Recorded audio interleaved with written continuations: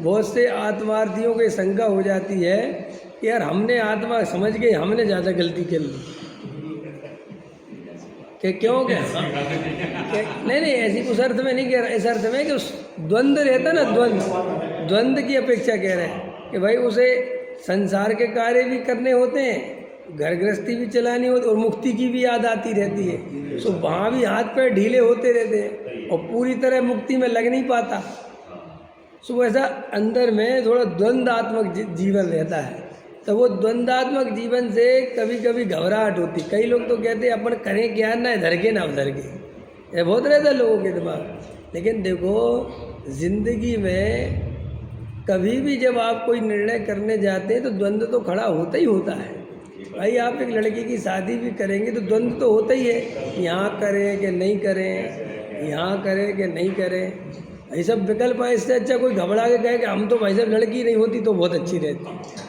अरे ऐसा नहीं है भाई, ऐसा ही होता है संसार में। ऐसे ही जब अपन मुक्ति की ओर बढ़ते हैं तो सब तरह की बातें आती है, पूजा करना है कि नहीं करना है, इसमें धर्म है कि नहीं है। कोई तो कहता है धर्म है, कोई कहता है धर्म नहीं है, कोई कहता है पूजा करो, कोई कहता है मत करो।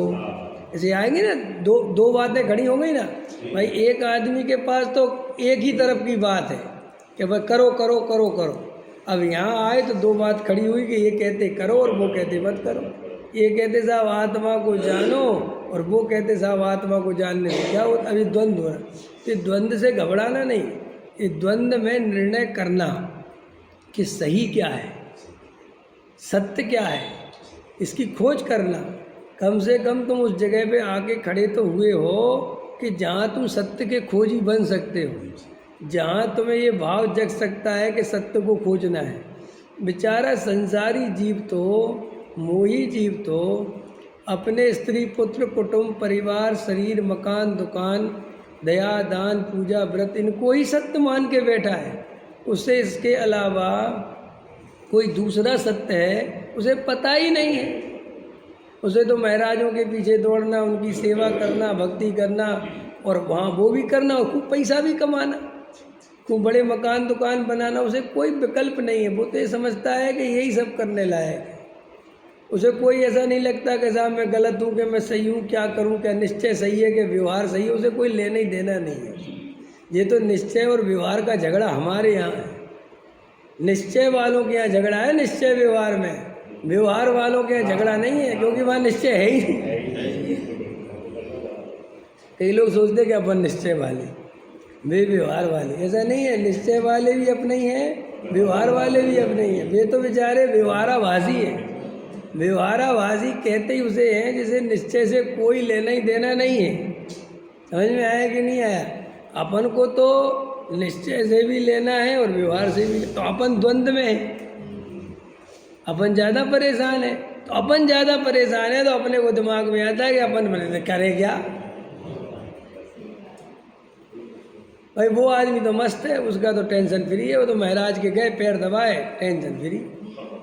अब तुम्हें समझ में आता है कि ये महाराज सही है कि नहीं है, इनके पैर दबाओगे तो द्वंद्व किसको खड़ा हुआ, इनकी क्रिया सही है कि नहीं। अब वो तो उसे कोई भी साधु देखे वो तो दंड मत लेट जाता है, उसे कोई टेंशन नहीं। उसे तो पीछी कमंड डाल लेगी, उसने कहा जय हो महाराज, उन्होंने कहा बच्चा खुश रहो, बोले ठीक है।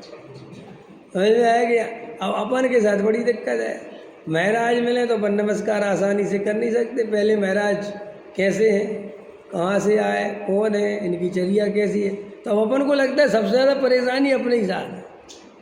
ऐसे अपन को खाने पीने में, वो तो कहीं भी जाके कुछ भी खा लेते हैं, उन्हें तो कोई टेंशन है नहीं। अब अपन को बड़ा टेंशन रहता है, भैया इसमें जमीकन तो नहीं है, भैया अशुद्ध तो अभी कहते तुम्हारे बड़े नखरे हैं, तुम्हारे बड़े। लेकिन रियल बात यह है कि वो जो जागृत हुआ है उसके जीवन में द्वंद्व तो खड़ा होना ही होना है, और आप इस द्वंद्व से घबराते हो। लेकिन इसी द्वंद्व में अगर आप निर्णय करोगे, तत्व विचार करोगे, खोजी बनोगे तो सत्य को पालोगे। लेकिन खोजी बनना, मान मत लेना, क्योंकि मानना कोई खोज करना नहीं होता। पहले हम व्यवहार मानते थे, फिर हम पंडित जी के पास आए, उनने हमें निश्चय समझाया, तो हमने निश्चय मान लिया। इस मानने की कोई कीमत नहीं है, स्वयं को खोज करना पड़ेगा। सम्यक दृष्टि की यही, अभी सम्यक दृष्टि प्राप्त करना है ना, उसके पहले यही दशा है। एक हाथ से संसार पकड़ा है और एक हाथ से आत्मा पकड़ा है, ठीक है। अब इन दोनों में से एक छोड़ना है, यही समझ लो। मिथ्या दृष्टि ने तो पूरी तरह संसार ही पकड़ा, बात खत्म जी, हाथ तो यहाँ रखा उसने समझ में आया कि नहीं आया? हाँ, उसे तो पता ही नहीं। अब जो सम्यक सन्मुख है उसने ये हाथ फैलाया और आत्मा भी पकड़ लिया।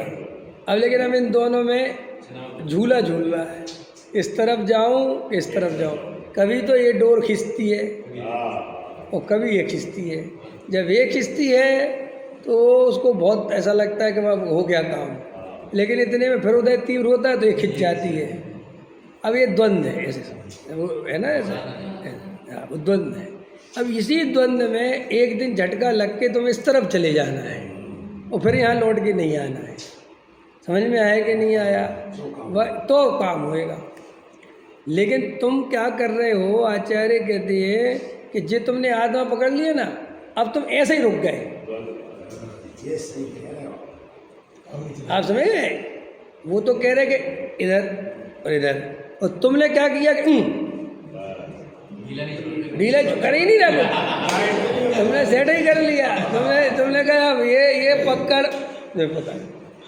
अब चाचा ये कैसे सेट हुआ? ये हुआ तुम्हारा ऐसे सेट कि दिन भर करो काम धंधा, सुझे हाथ मजबूत, और सुबह शाम करो स्वाध्याय, सुझे हाथ मजबूत। ये ऐसा होगा ना, ये सुखी के कारण कर रहा है, ये भय के कारण कर रहा है, ये भय के कारण पकड़ रखा है जो धर्म कर रहा है, ये सुख के सुख से इसमें देख। हाँ, ऐसा समझ लो। और फिर ऐसा समझ लो कि विचार नहीं करता, समझ में तो आई भाई, बात समझ में तो आई उसे। जब तो वो आत्मा की तरफ गया स्वाध्याय में, समझ में तो आई, हाथ फैलाया भी उसने, लेकिन उसने निर्णय नहीं करा, गहरा निर्णय नहीं करा कि यार इन दोनों में से अब सच्चा कौन सा है। कभी ये सच्चा लगता है, कभी ये लगता है, कभी लगता है इसके बिना तो नहीं चल सकती भैया, घर गृहस्थी तो बहुत जरूरी है।